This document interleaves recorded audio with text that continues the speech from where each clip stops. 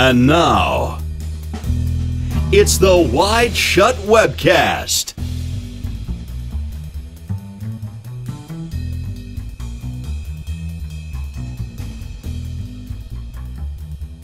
So you may have seen in the past couple of weeks or so that the concept of a fat tax has re-emerged in the UK media, this idea that David Cameron first put out there in 2011.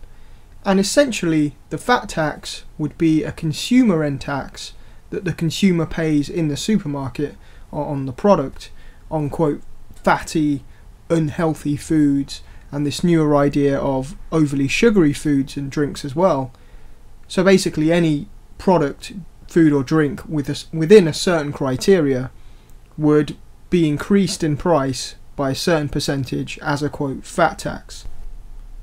And Cameron first started talking about this really as Denmark was implementing it in their own country. They first implemented it in October 2011, and their system was a tax on anything with 2.3% saturated fat, and they specifically targeted high fat foods like butter, milk, cheese, meat and so on. And it was around this time that Cameron began planting the seed within UK politics. This is what Cameron said the same month as Denmark implemented their fat tax. And this was at the 2011 Tory conference in Manchester, and this is via The Guardian. All the sources are on the website.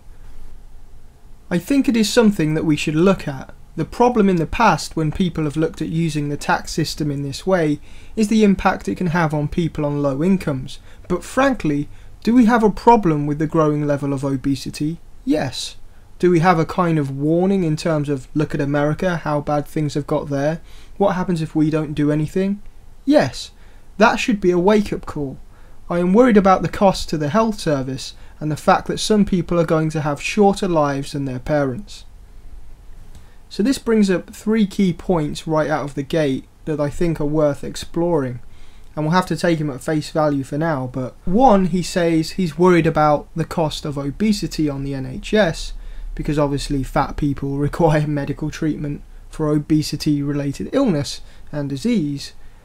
Two, he also claims to have a concern for people's well-being, because being obese is not a nice way to live. Maybe there is some humanity within David Cameron somewhere, I don't know, but he's suggesting that it's not all about costs, but also a genuine concern for health. And three, he acknowledges that using a tax to tackle the problem will impact the poor, because a tax is a tax. It means people will be paying more for their shopping if they buy the same products that are taxed.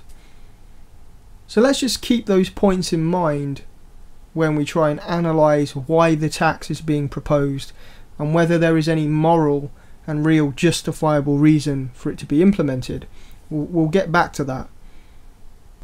But if we skip forward a few months, the idea was fleshed out. It's now 2012, Denmark's tax is in full swing, and the health professionals begin doing the media rounds, supposedly giving their impartial scientific advice on the matter. But to me, it just seems like they're calling for a tax, as if that's what medical professionals should be doing.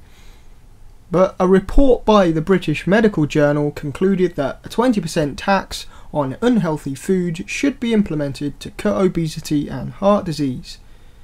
And a press release touting their findings can be found on the BMJ website. And like I say, bizarrely, they're very gung-ho about the tax, which I think's beyond their remit. They're supposed to be giving medical advice, not policy advice. Nonetheless, this is what their press release reads from bmj.com. Taxes on unhealthy food and drinks would need to be at least 20% to have a significant effect on diet-related conditions such as obesity and heart disease, say experts on bmj.com today, even though it's their own press release.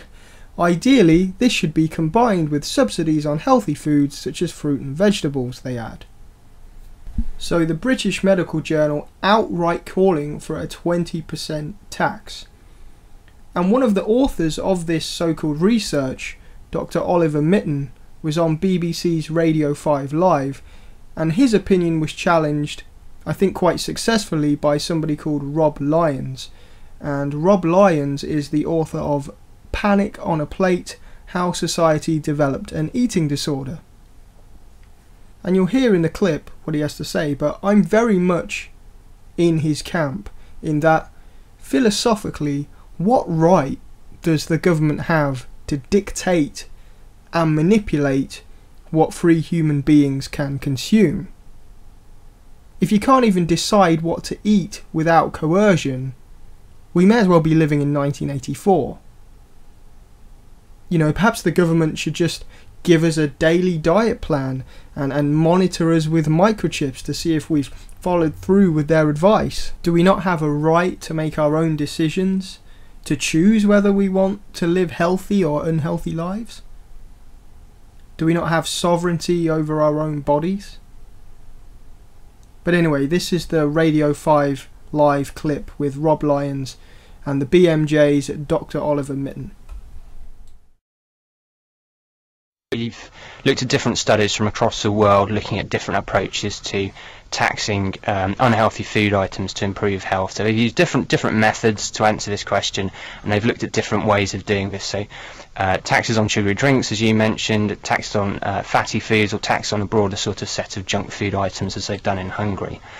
And really looking at this evidence, it seemed very clear to us that there's now good evidence that these kind of taxes can have a role in improving people's health. Right. And one of the things we tended to find is that you probably need to put these taxes at a kind of moderate level, around 20%, if you want to start to see an effect on health such as obesity or cardiovascular disease at a population level. All right, Rob Lyons, that sounds sensible in principle.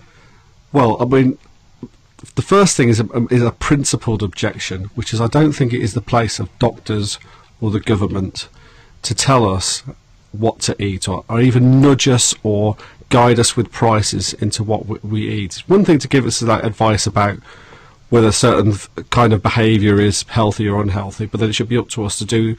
But it does the same with smoking and drinking, doesn't it?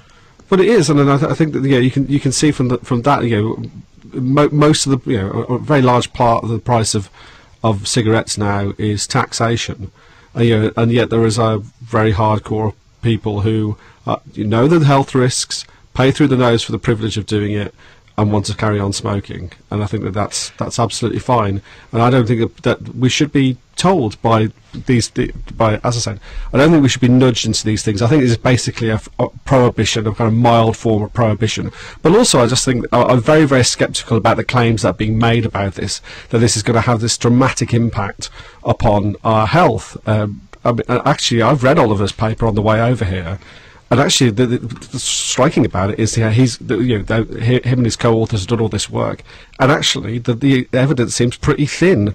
That say, well, we think it probably would make a difference to these things, and I think that if we're going to slap taxes not just on people who are likely to become unhealthy, but on anybody who wants to consume these products, whether it's crisps or fizzy drinks or chocolate bars or whatever, then that's sweeping right across society in order to have a relatively small gain, if any, in health outcomes. So you heard Rob Lyons there say that the evidence was thin for the effectiveness of a fat tax, and he's right. Obviously, the core of the fat tax concept, or what we would imagine to be the core of the concept, how it's sold to the public anyway, is that it will increase health and cut medical industry costs related to poor health. So if that's the case, I'd suggest that for real evidence to be collected to prove that idea, surely it would have to be over a long period of time, like a decade. The health of somebody doesn't change overnight. To have real data on this, you would need long-term studies, taking into account outside factors and all the variables that go into somebody's health. And the BMJ paper has nothing like that in it. For example, the part of their paper they promote strongly in the press release as the evidence that fat taxes work makes no mention of actual health. There's no data on how people's real-term health had changed from using a quote tax, fat tax. A US study found a 35% tax on sugar-sweetened drinks in a canteen led to a 26% decline in sales. So the study of some random canteen somewhere that increased their prices resulted in less sales. Well, what the hell does that mean? Did people get thinner? Did they get healthier? Were they monitored outside the canteen? Were they just going down the road and buying their sugary drinks from elsewhere? It proves absolutely nothing, at least not in terms of real health. And then they go on to mention computer models. And what's the old adage about computer models? Crap in, crap out. Meanwhile, modelling studies predict a 20% tax on sugary drinks in the US would reduce obesity levels by 3.5% and suggest that extending VAT at 17.5% to unhealthy foods in the UK could cut up to 2,700 heart disease deaths a year. Yeah, but the model assumes that when somebody stops purchasing sugary drinks, well, first it assumes that they will, but then it assumes when somebody stops purchasing sugary drinks because the prices have been increased, that there are no other factors involved in that person's health. Maybe they choose to eat or drink more of a different product to fill the void, or when they don't get their sugary drink fix, they start smoking more, or instead of drinking they eat more, or maybe they start chewing gum. Maybe they jump from sugary drinks to high fructose corn syrup drinks or aspartame based drinks, which have their own, if not worse, health consequences. To have any real scientific understanding of a fat tax, I'd argue that you need to actually chart the real health of people affected. Surely that's the basic data that needs to be collected. But from what I can tell, that really hasn't been published in any of these papers. So the concept of a fat tax leading to better health is for the most part an unproven theory. And I don't quite understand why something like this would be pushed unless the motives for doing so are completely different than what they're telling us. And I'm sure we can all speculate about what those motives might be. So a few more months go by and more health experts begin to jump on the bandwagon. The Academy of Medical Royal Colleges, we're now in 2013, they start calling for a fat tax. Let's go to that clip. Britons are getting bigger. More than 1 in 4 adults is classed as obese, and fatty foods and fizzy drinks are 2 of the reasons why. It is, say doctors, one of the greatest threats to public health in the 21st century, contributing to diabetes, heart attacks and cancer. More fizzy drinks are being sold than ever before, with colas making up more than half the total amount. The report by the Academy of Medical Royal Colleges, which represents nearly every doctor in the UK, says the government must take action by slapping on a tax which will push prices up by at least 20%. Sugary drinks. We don't need them to survive. They're just water and sugar and calories. Let's put a tax on those to try and encourage people to drink more healthy drinks. But it's not just fizzy pop doctors have in their sights. They want to see fewer fast food outlets near schools, a ban on advertising fatty foods on television before 9 p.m, and more money spent on weight loss surgery. Just hold your horses a minute here. The government should do this. A tax is needed. Ban fast food near schools. Will somebody think of the children?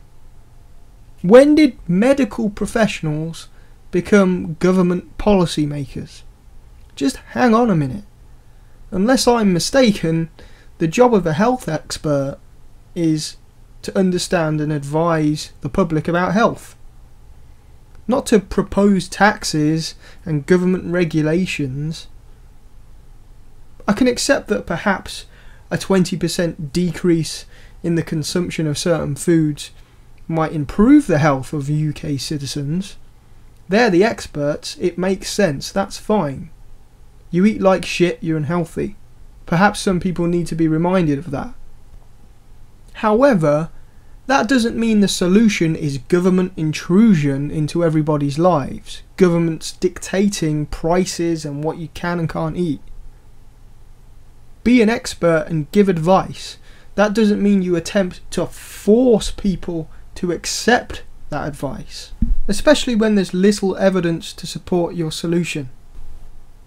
Now, I wouldn't have been surprised if someone like Cameron took that information about Britain's health and then himself morphed that into some intrusive government policy. But for the health experts themselves to be pushing taxes and overbearing government solutions, I think is quite worrying.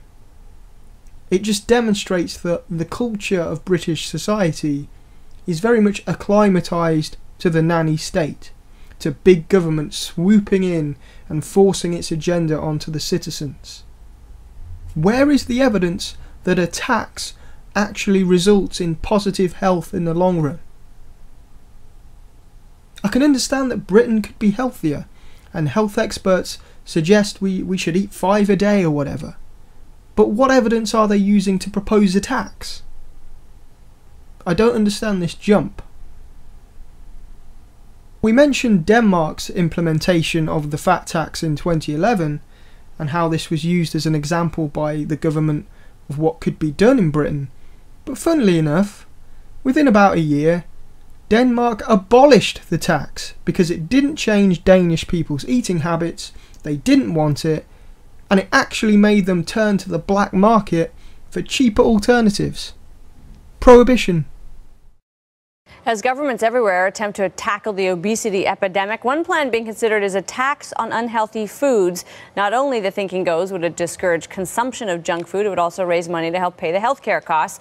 It's not an untested idea. Denmark implemented its own so-called fat tax a few years ago. The results, not exactly what the government hoped for. Jens Klarskov is the CEO of the Danish Chamber of Commerce. Great to have you here. Thank you very much. So, and this is an idea that really is alive and well in many different countries. What did you find in Denmark when you imposed a fat tax? Well, we found that it actually didn't work. I mean, not the way it was supposed to. Originally, the tax was added to fat, the saturated fat in food, in beverages, etc. But what happened was really that people didn't live longer. I mean, it's difficult to say that for sure when it only lasted 1 year, but it was estimated that it will make Danes live 5.5 days longer after 10 years. So, I mean, this is not something that will make us all healthier. And also it increased cross-border trading with Germany, especially. And it also was extremely difficult for businesses to calculate and to report, and even the tax authorities had great problems in actually finding out what was fat tax actually, especially on mixed products with, containing different types of food. Denmark has decided to discontinue a fat tax that they implemented about a year ago. What they did is they started charging $2.70 more per kilo of saturated fat. Okay, so the price of butter went up, fatty foods went up, but what they realized was that more and more people were just crossing the border to Germany to get cheap fatty food. Look, that's the problem. When you try to limit something that people want, turns out it's not that great an idea. Prohibition didn't really work out. War on drugs didn't really work out. And what also happened in Denmark that I think is worth noting is there were all of these administrative costs within the food industry, and it was a huge headache for them. So I think that they also played a role in convincing, Danish politicians to probably get rid of this, and they were planning on broadening it because they were just focusing on saturated fats. They also wanted to expand it to sugars. They were going to do a sugar tax as well. So they realized that it just doesn't make any sense. We don't want to do this, and so I guess we have a case study indicating that this isn't an effective way. And also, obesity is such a complex issue, right? There are so many different contributing factors. So to just blame it on a certain type of food, I think, doesn't really make any sense. And those were some quick clips there from CBC in Canada and the Young Turks on YouTube, just to illustrate the failure of the tax in Denmark. And I think what that demonstrates is that if people want something, be it drugs or just food, they'll get it, whether it's legal or illegal or stupidly expensive. People use bitcoins and special web browsers and proxy software to buy marijuana cookies over the internet. Not me, of course. If there's a demand, there's always a supply. And I asked at the beginning of the show, what are perhaps Cameron's real motives for the fat tax? Does he really care about well-being? Is it about the NHS? And the cynic in me, the realist in me, says it's about money. Alcohol and cigarettes are taxed to high heaven, yet because people still want them, they still buy them, and a nice chunk of change is made off the back of that. You tax unhealthy food unless the underlying causes of people's desire for unhealthy food is addressed. If they can still afford it to the last penny, they will still buy it. And that extra tax money goes to the government. If Cameron had a genuine concern for health, why isn't he funding research into why people eat unhealthy? It's just another austerity measure. Another way to rake back in the money to prop up the failing economic system. If as society we really want to change the problem with health, we have to understand why people choose to eat badly. Scolding them after the fact, punishing them with taxes and so on, is like smacking a child. It doesn't solve why they did what they did to begin with. It's just fear and authority. I look at myself. Why do I eat like shit more often than I probably should? Well, first off, I guess it tastes good. It can be somewhat addictive.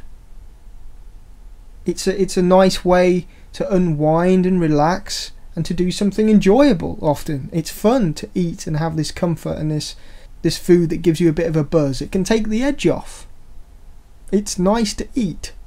Do we want to tax people because they find comfort and a certain amount of joy in something? Or worse, because they're addicted to it? Then it really is a health problem. Do we tax people for that? I know I also eat badly because sometimes it's just easier. If you've had a long day, I don't care how many Jamie Oliver reality shows there are, I'm having a fucking pizza. And in a society based around work and capitalism, especially during these tough economic times, adding that extra stress of having to think about eating healthier or not having enough money to buy the microwave dinners or whatever, having to deal with all that when you get home from your boring ass low paid job, is just not going to help. Life sucks. I want cake. I want a beer. I want a slice of pizza. You take away these vices and some people really don't have much left to live for. Now, a big part of the debate seems to revolve around education, and that's a logical argument to make, that people just aren't informed enough about healthy living, and that's why they choose to eat bad. So in that context, when I hear the government are trying to implement a fat tax, what I actually hear is that the government are calling the citizens uneducated and stupid. After all, if they knew it was bad, they wouldn't do it, right? So in effect, the government are trying to smack the unruly child into doing the right thing because they can't be bothered to sit them down and properly educate and inform them about the decision they made. If that's the thinking behind it, then what does that say about the government? That they're more about elitism and authority than informing and educating the population. So in that context, shouldn't the first step be improving education around health? Funding education about health? Rather than the authoritarian boot coming down telling people what to do, and we're going to force them to do certain things based on their financial abilities to purchase food. And that is a logical debate. However, personally, I don't actually think it is about education. People know in general what's healthy and what isn't. You know when you're eating a Mars bar that you're not eating a tomato. Fat people know they're unhealthy. A lot of them are depressed because they can't change that fact. It's not a lack of education. Within the society we've developed, the reason people eat like shit is because it's human behaviour. It's a natural reaction to the environment, a natural human trait or divergence. If as a society we really want to change that, it has to be addressed on a much deeper level than a fat tax. And I don't even think we understand what that level is, or why people choose to eat a certain way in the face of all the information in the world at the click of a button. So if we go back and recap, to begin with, there's no real scientific basis to support the tax. It also failed in Denmark. What we do know is that people still buy cigarettes and they still buy alcohol because that's what people do. So let's not kid ourselves. This is an austerity measure, another way to rake in a bit more tax money to throw at the failed economic system. I could be wrong, but I highly doubt that Cameron goes to bed thinking about the poor fat people. And I don't even think it's about the NHS, because like I say, there's no actual evidence that it improves health, so there's no evidence that it's going to be less of a burden on the NHS. That's just a politically motivated thing to talk about. It's just a broader way of enforcing austerity, in my opinion. And we know Cameron is full of shit when he talks about the fat tax, because if we go all the way back to 2008, we can see his true colours shining through. Listen to this. David Cameron sparked a debate about obesity, claiming that PC attitudes aren't tackling the problem. The Tory leader declared yesterday that some people who are poor, fat or addicted to alcohol or drugs have only themselves to blame. During his speech at the launch of the Tories' Glasgow East by-election, he pledged his party would get tough on knife crime before he accused politicians of being too scared to make judgments on people, saying we all need to take more responsibility. We talk about people being at risk of obesity instead of talking about people who eat too much and don't take enough exercise. We talk about people being at risk of poverty or social exclusion, as if these things, whether it's alcohol abuse, drug addiction, are purely external events like plague or bad weather. Of course, circumstances matter. Where you're born, your neighbourhood, your school, the choices your parents make for you. Of course, these things make a huge difference. But social problems are also the consequence of the choices that people make. I like how he contradicts himself. He talks about self-responsibility, but how can we take responsibility for our actions if we have a government dictating how to live our lives? That's the opposite of letting us take responsibility. And why does he feel the need to fix the problem to begin with? Is it even a problem? What is it about Western society, governed societies, that force us to keep trying to fix things? At what point do we just say, maybe that's just the way humans are? It doesn't need changing. It's fine that some people are overweight. We can live with that. Why does it have to be fixed? Some people are obese. Some people are psychopaths. Some people have addictions. Sometimes children fall over in the playground. Should we ban running? Life is about variety. Life has a yin and a yang. Without evil, does good exist? Without unhealthy, does healthy exist? If we try and fix and control everything, then we may as well just be robots. And it wouldn't surprise me if that's perhaps the point. But we'll leave it there, folks. You have been tuned in to the Wide Shut webcast. I've been your host, Keelan Balderson. And if you'd like to support Wide Shut, you can make a small PayPal donation or buy one of my DVDs. I'd probably prefer that. I've got two up there on wideshut.co.uk. 77 What Did They Know, exploring the intelligence and information that was available to MI5 and police prior to the London bombings, and it also deals with the inconsistencies with the official story. And there's also Perfect Storm, the England riots, looking at the riots from a few years back, what caused them, how it was handled, etc. If you listen to the show on YouTube, if you follow the link in the About box, you can get an MP3 file instead. You can subscribe via iTunes or the RSS feed. You can listen on mobile devices with Stitcher, if you've got the Stitcher mobile app. And if you want to explore the topic a bit further, there's also a list of related sources and links as well. But from me, I'll catch you next time.